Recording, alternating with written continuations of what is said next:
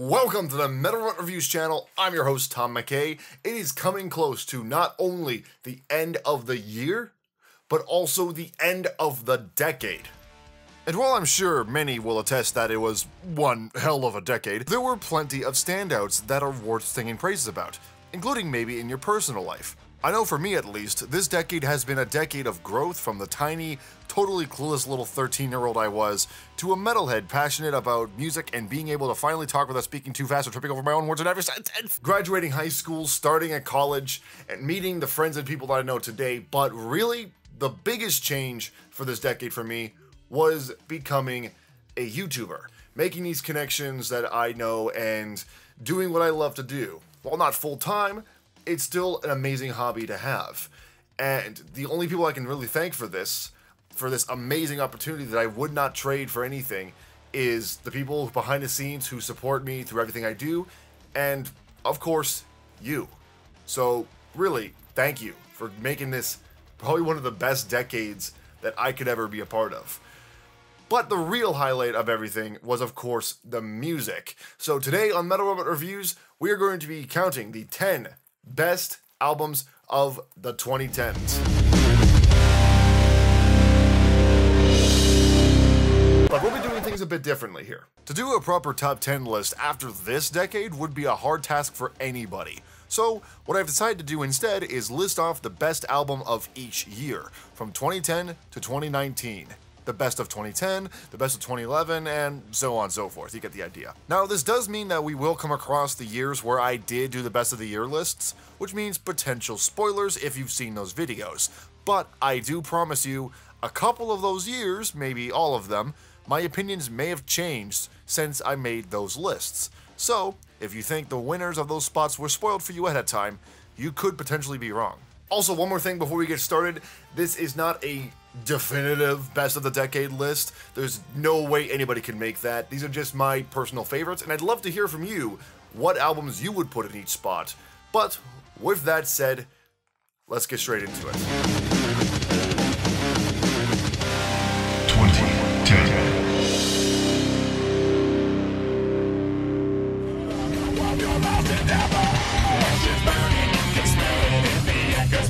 Listen, I understand that this is not going to be everybody's favorite choice. I mean, hell, if you watch this channel, I guarantee you it's not your favorite choice. But really, when we get down to it, for 2010, I couldn't think of a better tragic or hopeful story than with Avenged Sevenfold's Nightmare. Remember, around this time, the band had lost their drummer and longtime friend, Jimmy Sullivan, aka The Rev. Given the fact that this happened right in the middle of working on the album, this was a true testing point for the band. They still had an album to finish. Not every song was written, and any song that was written was not fully recorded. So, the band at this point had to not only figure out how to finish the album, but they also had to decide whether or not to keep going as a band after this. And if so, who will fill the shoes that now lay empty? Well, thankfully, years later, we can look back and say, the album did come out. And not only did it turn out to be the most ferocious album since Waking the Fallen, it was the most dynamic album to come out since City of Evil. From the classic A7X sound of the title track, to the classic metal feel of Buried Alive, the somber send-off of So Far Away, and the crazy progressive sound of Save Me, this album does almost everything right. And given the fact that Nightmare came out of one of the worst tragedies that a band could ever deal with going into a new decade, it's amazing that it wasn't worse than it actually came out as. Like, this is a great album, but can you imagine if Hail to the King was the next predecessor, the one to come out of all this? Yikes, that'd be a completely different story. Yes, even despite the like-dislike ratio on that video telling me to go fuck myself, I don't care, my opinion still remains. Love you too. 2011.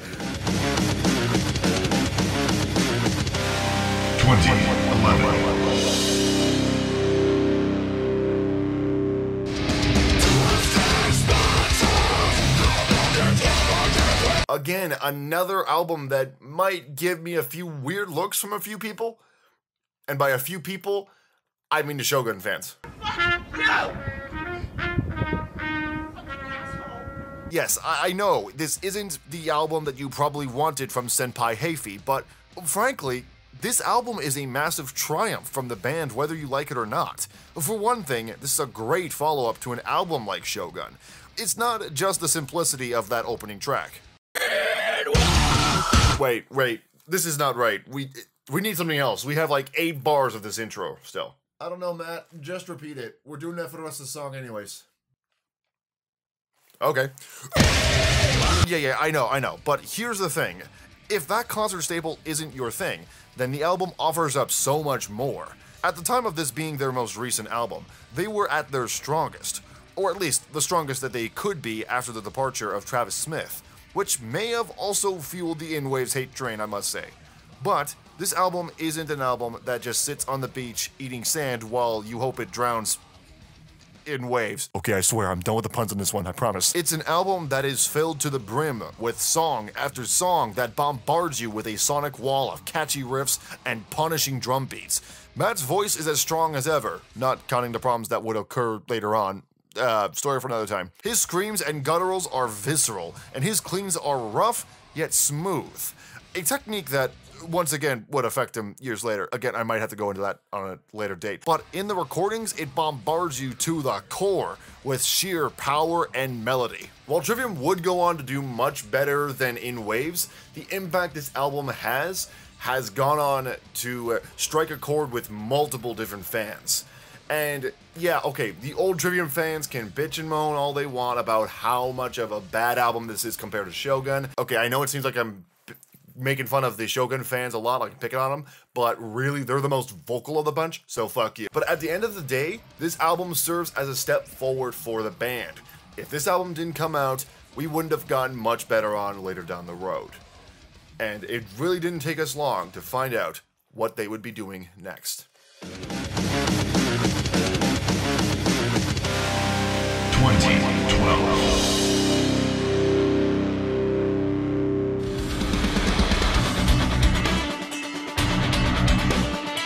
So it's not uncommon when asked about who the heaviest band in metal is to immediately point to a band literally named Godzilla. And yeah, they're totally good. They deserve all the accolades that they get. And right now, I have to attempt to explain why they need to be on the best of a decade list. As if I even need to. Next one, let's go on. 2013. Do your fucking job. Okay, fine. Jeez, I'll actually do something. You know, I was hoping to be lazy this holiday season, but no. It's no secret that these guys have the skills to put themselves up on a pedestal of some of the best metal to exist in the modern era. But L'Enfant Sauvage not only takes their instrumental prowess to new heights, the album contains riffs that are instantly recognizable. Their power is immeasurable, and it all feels so natural. You ever listen to prog and during an entire section you're trying to question where the downbeat is to the point where you're trying to headbang to it and it just looks like you're having some sort of epileptic moment and the ambulance is called by strangers and it's all a mess? Well, not only can you feel the downbeat in every single song, but you can also feel the technical skill as well. They are noticed, but never too overwhelming. It never feels like it could be too much for someone to handle. Technical skill, at least. Sonically, on the other hand, I nearly blew up my new speakers listening to this album. It's that good. And I haven't even gotten into their lyric writing. I think this is some of the most intelligently written lyrics that I've read from this band, period. I mean, sure, they've had some great lines from the past, but I think it's on this album where they really begin to show us how skilled they actually are. There is no denying that these guys have earned their place in the metal world as one of the best. And this album is a good example of that. I mean, hell, for a couple years now, I've been tempted to do a full editorial on these guys. They're just that good. Actually, you know what? For real, if you want me to do a full editorial on Gojira, leave a like, let me know in the comments. Seriously, it'd be pretty cool to do. But that's enough duck-sicking from me. It's time to move on. 2013.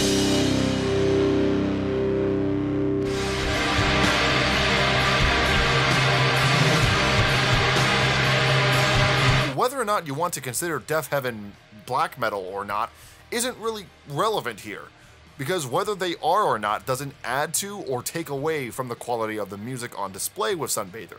Once again, Deaf Heaven proved that they can take elements of the black metal genre and turn it to their own crazy sound to give the listener a, what's the word? An eclectic experience? And that's the best way I can describe this album. It's eclectic. This album has a very relaxing atmosphere throughout the entire thing that cannot be matched throughout all of black metal. Yes, even that part is relaxing. Stay metal. But it takes you through a journey through a world unknown. Even the short interludes of Irresistible and Windows had me nodding off. In a good way, of course. I felt like I was being lifted from my seat and taken to another plane. And when compared to the stuff I've heard in 2013, I can't think of another album that I've heard from that year that could pull that off, whilst also giving me such abrasive music. Deaf Heaven ended up doing much better in later years, and I don't disagree with that. But after listening to this album, and many others for 2013, I couldn't think of a better album to give the crown to.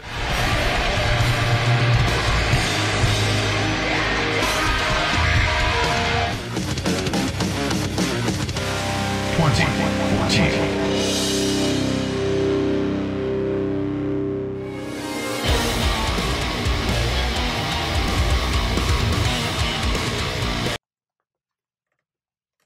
Okay, so this is a weird one.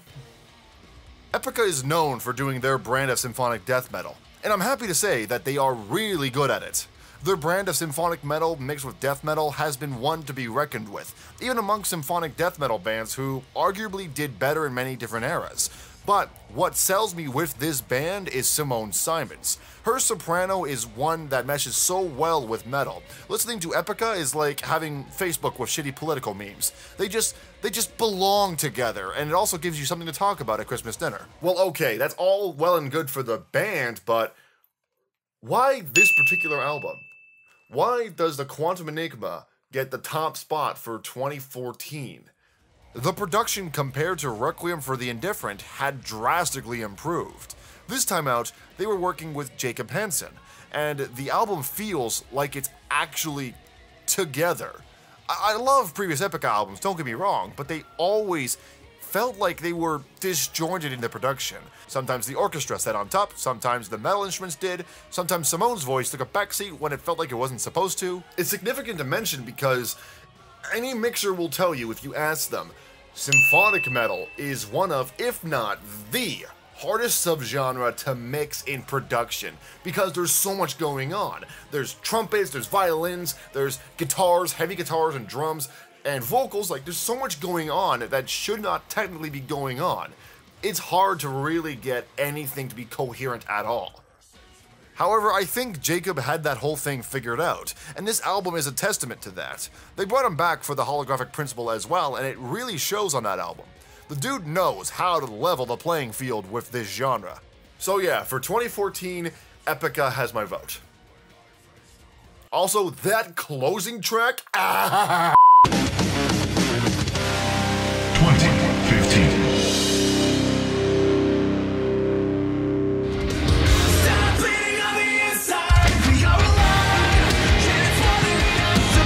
Alright, I wouldn't hold it against you if you saw this as slightly cheating. I mean, after all, 2 albums in the same spot shouldn't technically count, right?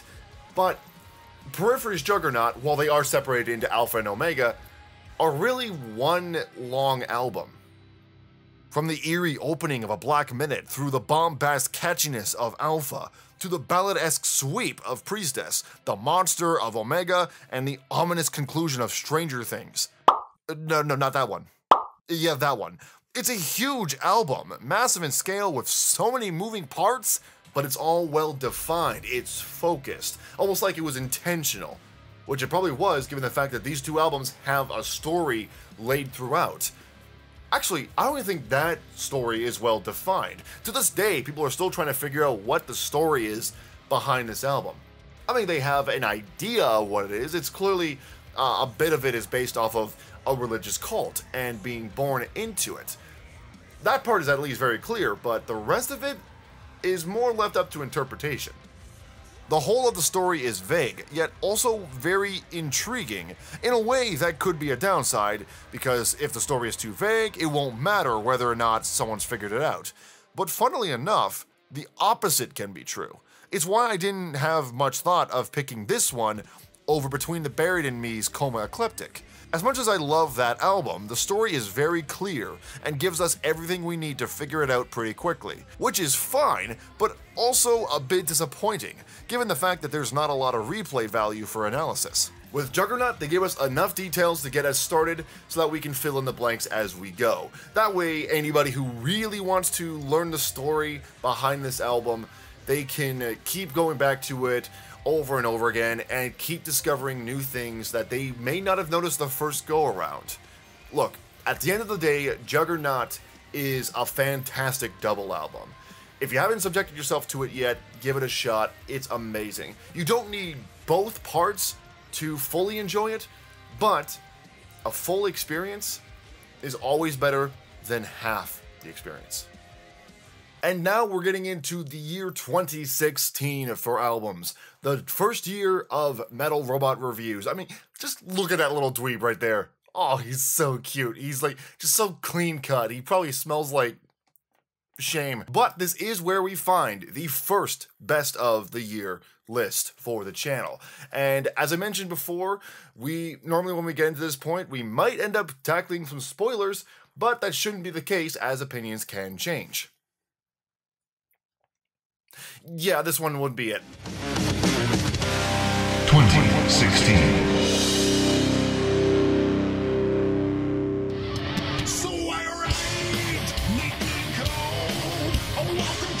No, I'm not fanboying this time. I swear. Yeah, okay, I admit putting them in the top spot back in 2016 was a bit of a cop-out. To be fair, this was my first list, and it wasn't really going to be well-defined, or well put together for that matter. Hell, some of the albums on that list I didn't even listen to more than once. I just played it once, thought it sounded cool, and poof, right on the list. But A7X is the only one that I truly stand by as my personal favorite of 2016. I'm fully aware that not everybody was down with this one, including many fans, and I totally understand why. It's a tough record to get through. It's one you have to really bunker down with and listen to from front to back. And your first listen will, for sure, not be the one to win you over. However, I have listened to it multiple times before making that list even, and have continued listening to the album years after the fact. So, I can promise you that if you at least give it a few more spins, I promise you, you'll get it. The songs are complex yet simple. They're undefined yet catchy. This album, much like Juggernaut, has constantly shifting tones and styles throughout that it arguably isn't just one album. It's a bold move for the band, not only because this is the biggest fuck you to a studio I've ever heard, but it's also an album that dives headfirst into territory that, at the time, Avenged wasn't really going into. Keep in mind, the album before this one was Hail to the King. And whether or not you like that album or not, you can't deny it was nothing like this. And of course, that final track. I challenge any guitar player watching right now to attempt that track in full if you haven't tried it yet. Seriously, I've tried learning it. Oh dear God, it's fucking nuts. But in all seriousness, going back to the album, by all means, if you haven't done so, give it a few more spins. I promise you, you will get it. The stage, after all, is yours to command. Okay, so just in case that you're starting to think that my whole "my opinion can change" thing sounds like pure bullshit right now, how about I prove to you that my opinion did change about something? 2017.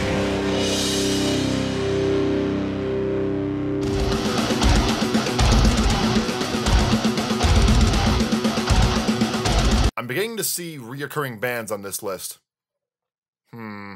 Well, anyways, if you didn't agree with me on my In Waves pick from earlier, I feel like this is one you might come around on. The Sin into Sentence came out close to the end of that year, and I had a chance to actually talk about it in an actual review. And while I feel like my opinion on a few things has changed, this is still one of my favorites from that year. So, why move this one up the ranks from the previous list? It's simple. Trivium truly did the best out of that year. Cobra and the Lotus was great, but looking back, it was something they've always been doing and have continued to do past that. Winter Sun was fantastic, but Winter Sun has been, well, Winter Sun. I was tempted to put Code Orange up here, but that was something that they've already been doing and have continued to do so as well. No. The real winner had to be Trivium this time out.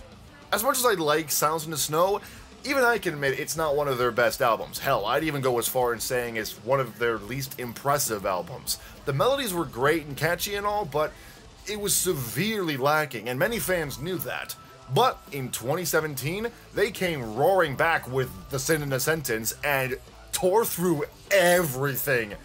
I remember hearing it for the first time and losing my goddamn mind. Tissats was an album I think most Shogun fans were pining for a long time. It's not Shogun by any means, but it's the closest thing, in my opinion, that we've come to that.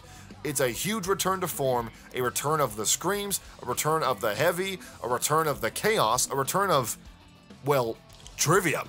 A great mix of ferocious and melodic, The Sin in a Sentence is an album I think many will be going back to for a long time.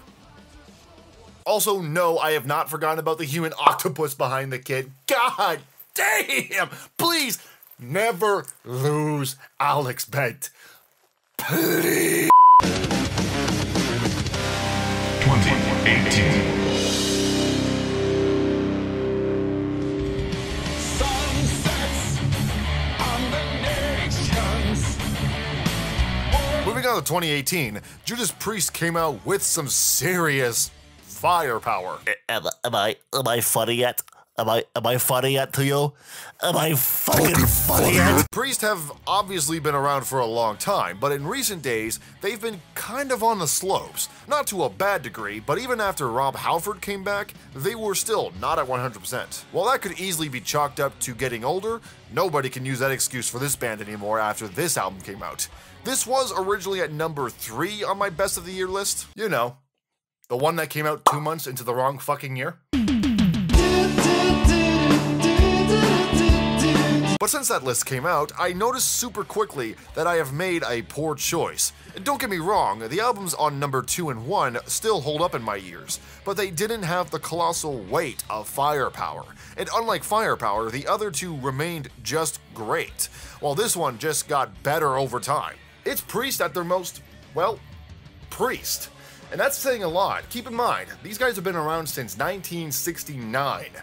They have been around for a long time, and that info alone gives fuel to a lot of critics, including myself, to give a swift kick in the ass to any newer musicians who can't measure up because they choose not to.